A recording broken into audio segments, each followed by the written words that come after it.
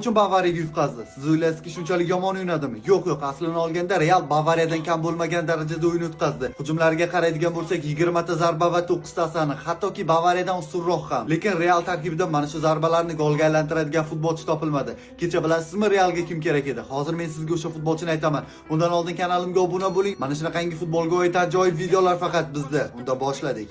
Oldinlari Real Madrid tarkibida Ronaldo degan bezori bo'lardi. U doimo Bavariyaga qarshi o'yinlarda Noyer bechoraga kun bermasdi. Manuelga eng ko'p gol urgan, Noyerning buyuk hikoyalariga yarim yo'lda nuqta qo'yadigan, har safar Nevesni tushiga kirib chiqadigan yovuz personaj ham aynan Cristiano edi. Mana oradan yillar o'tdi. Cristiano Madrid maskanini tark etdi. Noyer esa hali hamon o'sha libosda yana bir bor Realga qarshi maydonga tushdi va yillar davomida Ronaldodan qolib ketgan intiqomini kecha butun Realdan yolg'iz o'zi oldi. Real Madrid Bavariyaga qarshi g'alaba qozonishiga yagona to'sqinlik qilgan omil aynan Noyer bo'ldi. Butun o'yin davomida 9 ta seyf, ana gol deyilgan hollarda ham to'pni olib chiqdi. Hatto gol o'tkazilgan holatda ham oxirigacha kurashib to'pni qaytarishga bir vaqtga qolgandi. O'yin yakunida King of the Match'ni oldi. Uchrashuvning qiroli va mutlaqo u haqli edi. Endi javob uchrashuvida Real murabbiyi o'z yigitlarini qanday tayyorlaydi? Mbappe Viniciuslardan Ronaldoni yasaydimi yoki bir kunga Cristiano'ni ijaraga oladimi bilmaymiz. Lekin bu Noyerga qarshi nimadir o'ylab topmasa, Manuel bir paytlar o'zida bo'lgan taqdirni Realning peshonasiga bitishi mumkin.